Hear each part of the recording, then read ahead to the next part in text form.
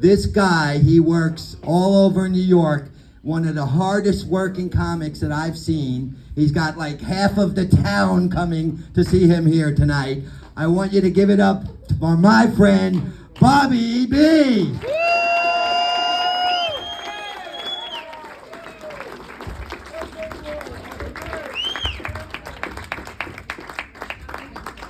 Thank you, everybody. Thank you. Appreciate it. Happy birthday. Where's the gift? Right?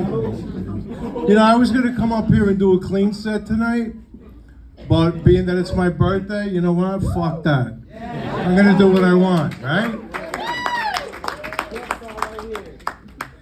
Anyway, listen, I'm Bobby B. I don't use my last name because I'm from New York City, as you can tell with the southern accent that I got. And right away when people hear you're Sicilian and you're from New York, right away they associate you, well, he's part of the mob. He knows somebody in the mob, right? Right? And that's stereotype. Am I right or wrong? Right? And I get hurt by that. But the funny thing is I am. That's the whole thing. I am. What the fuck, you know? Why? You know, the only thing is I can't tell you who. Because if I tell you who, then the whole room's gonna be whacked, and then I got nobody to celebrate my birthday, right? So that's, you know, we'll just leave it at that, you know. So anyway, I'm from New York City, and I lived in a 5-story walk-up. There was 5 people in a 2-room apartment, not bedrooms, 2-room apartment. And my father was very old-fashioned. He was Sicilian, of course, and very old school. And he believed that you had to work for everything, you know. And I was living at home at the time. This was in the 70s. And I wanted to buy a pair of sneakers, and they were $10. And I'm like, Dad, can I have $10 for sneakers? Now, my father was he was almost deaf. He had 20% hearing, my father. And he wore a hearing aid, so as soon as like I was approaching him, and as soon as he heard me go, Dad, he shut the fucking thing off. Like, it's like, because he knew what was coming up, right? And my father was tough. I was like, I need $10 for sneakers. And he's like, and he looked at my mother and goes like, what? And then he starts playing deaf, and I'm like, $10 for sneakers? He's like, 1 pair? $10? My father didn't know him. In the 70s, could buy like 50 pairs of shoes for $10 and still have change left over. That's what he thought, my father. But the funny thing is, my mother, like I was like, you know, the baby of the family. My mother used to give me everything. So she's behind him going, don't worry about this and that. So when my father used to go to sleep, she used to rob him. She used to go into the closet. He had like a roll of hundreds, no kidding around. There was about 50 rubber bands wrapped around it. It looked like a fucking science project. Every time she took it out, it looked like the planet Saturn, I swear to God. But we used to have a good time and everything. You know, I fucked up one time with my father. Like, I used to tell him all the time, I said, Dad, you know what? If it costed you $1 in the morning to get dressed, you walk out cock and balls naked. You know, and he didn't hear that. He didn't hear that, thank God. But one time I fucked up. We were arguing and everything, and I turned around, and I'm walking towards the mirror. And I'm like, you cheap fuck, this and that. All of a sudden, I get smacked in the back of the head. I go flying. I looked at my mother. I said, I thought he was dead. She goes, he could read lips. He looked at the mirror. He could read lips. So I never fucked with my father after that anyway. So now today I have to ask a question. When they have wakes, right, funerals, isn't it just a one-day viewing and then the next day they bury the person, right, whoever it is? No, back in the 70s, it was a 3-4 day event. It was a 3 or 4 day event. Seriously, they fucking tortured us when we were kids. And the funny thing is, like Italians, it's like this is how it went. Day 1, right, was the worst day. You got people screaming, crying, why was it you? It should have been me. Move over, let me get in the fucking coffin. Take me with you, right? And this goes on the whole first day, right? The first day. The second day, it becomes a celebration. So what they do is somebody comes in, right? Who's got platters of food in this corner? That corner, somebody's singing Jimmy Rosselli songs. Over there, somebody's playing cards. And over here, you got like 90-year-old women with rosary beads because they know pretty soon it's their time, right? So the funny thing is, it's like, you know, it's fucking crazy because everybody, and I'm like, wait, where's Grandpa? They wheeled him into a closet just to make room and everything in the fucking coffin. I'm like, I thought this was all about Grandpa, you know, but we don't give a fuck. By the third day, they were all dried up, teared up and everything. They didn't care, but, I mean, I was tortured when I was a kid. This is why I'm up here. This is therapy. I'm not here to make you laugh. This is therapy for me. I was tortured. I was dragged through the mud when I was a kid. Okay, now Italian weddings. Has anybody been to an Italian wedding? Do you like it? Did you like it? Marathon. Was it what? Marathon. It's a fundraiser. Isn't it fun? Right? They suck. I swear. I hate them. I've been to dozens of these fucking things, right?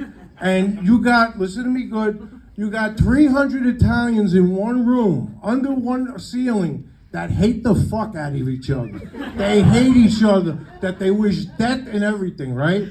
And the funny thing is, like, when they come to these things, like, they know, like, they're walking in, they're like, I ain't sitting with this person, I ain't sitting there. They go to that table that has all the, you know, the seating arrangements, and, fuck, we gotta sit with them, this and that. But here's something that a lot of people don't know about. Us Italians, we're very good ventriloquists. We are. We have the ability to be 2 feet away from somebody and motherfuck them to death and smile at the same time. You know, it's like, you know, you're looking at them and they'll say, Bobby, how's everything? Good. I say, go fuck yourself. Good, yeah. How's your mother? Good. I fucked her last week. All right, don't worry about it. We do, and we don't go to school for that. We were just born with that shit, you know? And it's fucking crazy, you know? And the whole, let me tell you something too. You got people at a wedding, again, that you can't stand, but you bear with them just to have a good time for the bride and groom. But at one table, you got 8 people, you got 6 that hate each other, 2 people are from fucking Wyoming that they have no idea that they're about to get terrorized, you know? And you're like, how you doing? Where you from? Oh, we're from Wyoming. They got 2 teeth. They're like, oh, we're friends of the bride and groom. And I said, yeah, but you don't know, in about 4 hours, you're gonna be in the intensive care unit. You're under this fucking roof with 400 Italians, whatever I says, and you're gonna be in a straitjacket by the time you leave it. Oh man, it's true, it sucks. I mean, Italian weddings, they blow, and you know what? And the other thing is like money-wise. Okay, like, you know, years ago I remember my father and everything, how much are we gonna give them? Well, okay, we'll give $400, right? So they used to go to the bank, get 4 $100 crisp bills, put them in the envelope, right? No more. What we do is we got different denominations. We got 20s, 10s, 5s, and 1s, and it's in an open envelope. The reason for that is because, give you an example. You drive up to the valet, they got you waiting 45 minutes, you take 10 out of the fucking envelope. And fuck you, right? The cocktail hour sucks, it's all speed rack shit, 20. The food blows, another 50. By the time that envelope gets to the bride and groom, they got enough to buy a fucking Happy Meal. I swear to God. The envelope goes from that, it loses weight like that in 5 fucking hours. I swear to God. And they're like, do me a favor, bring this up for me. But I'm leaving right now. Bring this up for me, like, so they don't get blamed, you know? Yeah, it's fucking crazy. And you always have that one aunt, right? When these people start dancing and everything, right? And everybody's half fucking gone, right? They're drunk, 3 sheets into the wind. I have an aunt, right? Okay. She gets drunk, right? And she just makes an asshole out of herself, right? But we love her. Her name is Kamel. We call her Aunt Kamel. So, Aunt Kamel. So she goes, she's pie-eyed, right? Now it's time to dance. Everybody, they're either wearing flip-flops or they're barefoot, right? She takes her shoes off. Everybody's like, oh my God, right? It's like, why? Not only was she hammering her fucking toes. You had to see them. One toe went north, the other toe went south. It looked like a fucking U-turn sign. It's like I used to tell her, hey, Camilla, do me a favor. Next time you buy a new pair of shoes, throw the shoes out, wear the shoe boxes, cover those fucking things. They shouldn't be out. Those fucking dogs shouldn't be in public, you know? Yeah. She was good, but like, you know what she was good for my aunt? Like if you were really drunk, like 5 o'clock in the morning, you could ring the bell, go up, and you could fuck her. No, I'm only kidding. I had to throw that in there, but no. It was my other aunt I used to do that with. Anyway, no, it's true. I mean, you know. I have a cousin Vito. Does anybody have? Wait. Does anybody? You do? Does anybody know what Vito means in Italian? Oh, no, I don't. No, seriously. I got a cousin. All right. Vito means asshole, moron, imbecile, idiot. That's what it means. I got a cousin Vito. He's such a fucking idiot, right? This kid, let me tell you something. It's true. We went fishing one day, me and him, right? And he thinks he's a gangster. He wears the suits on, cigar. He's always got a cigar in his hand, this and that. Looks like he's always sucking on a fucking lemon. Yeah, he's like like this with the, yeah, how you doing? He talks, he sounds like a Japanese Scooby-Doo, this fuck, when he talks. And it's like, how you doing? Hey, how you doing? It's like you gotta fucking get a translator with him to find out what he's saying, right? So one day we went fishing and everything, caught this big fish, right? He's on the board, and I'm like, it's flip-flopping all over. I'm like, Vito, try to hold him down. I can't. Try to, this one for 5 minutes. I says, cut the fucking line, do something. Put your fucking cigar down, do something. He goes, let's drown the motherfucker.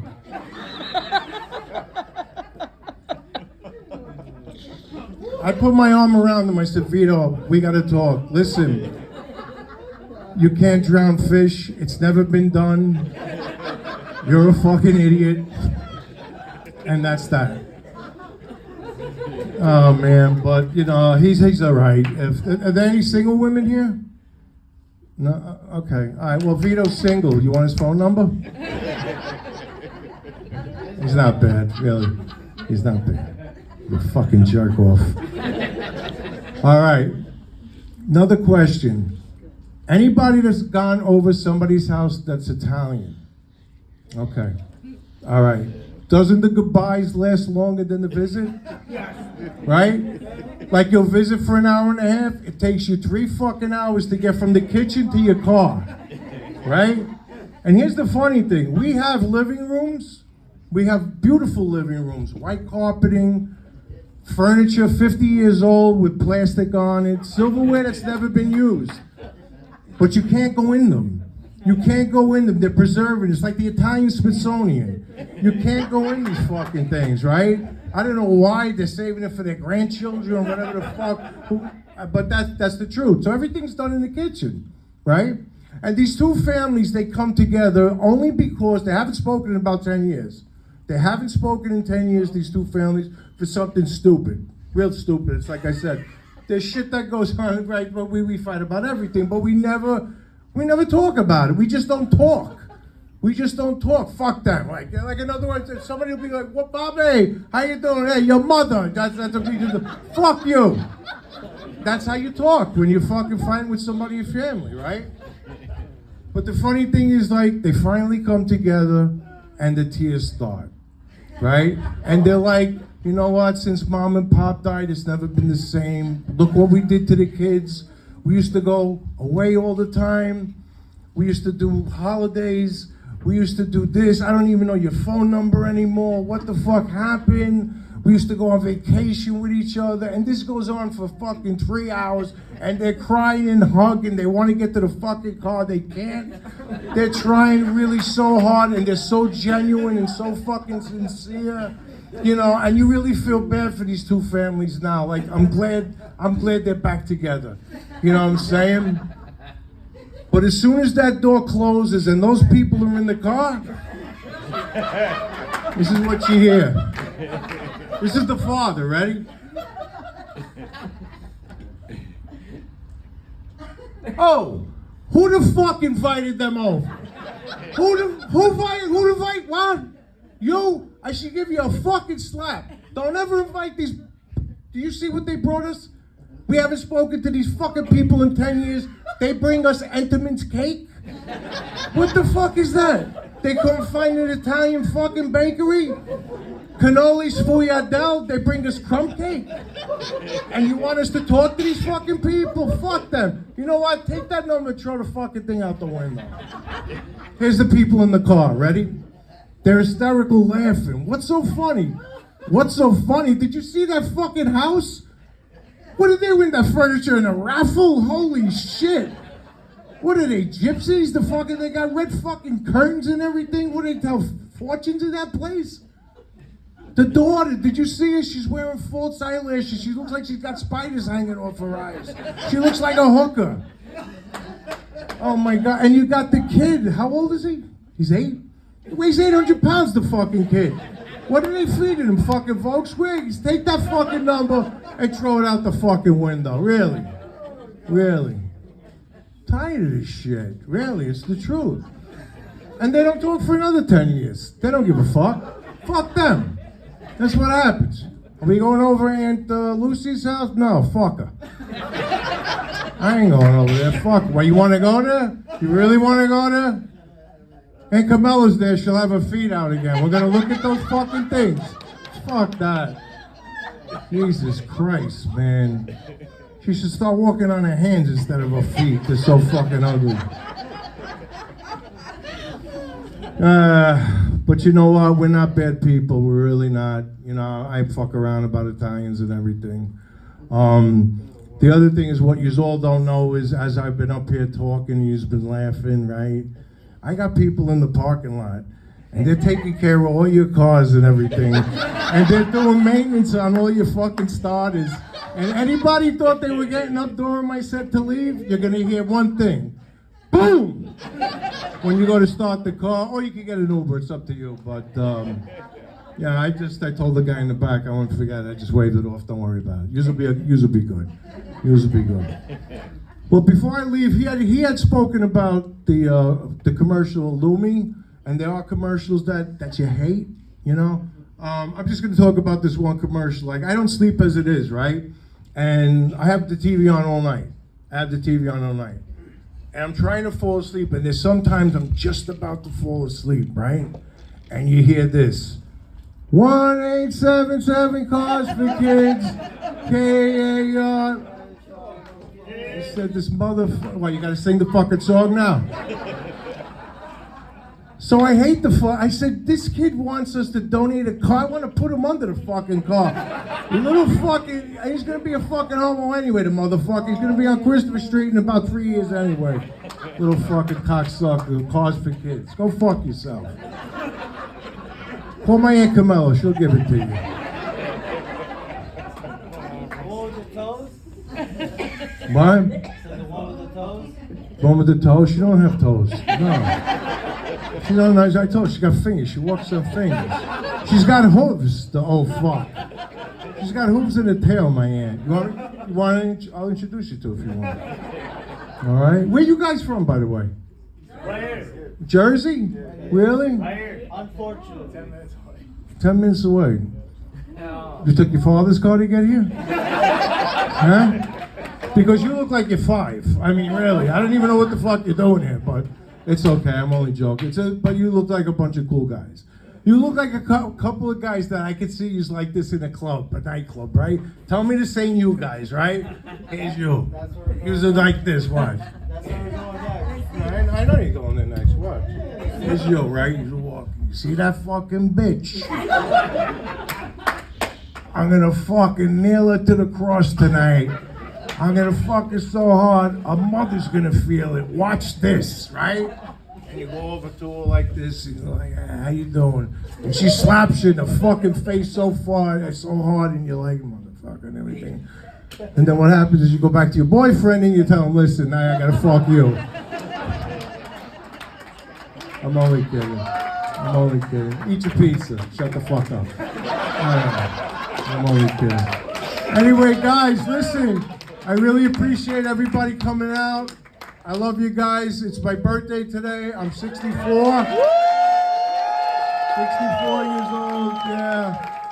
Yeah, I only got like a few years left, but what the fuck, who cares? I'm gonna do this for as long as I can.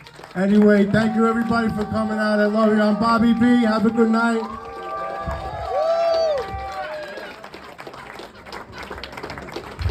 Keep it going for the birthday boy.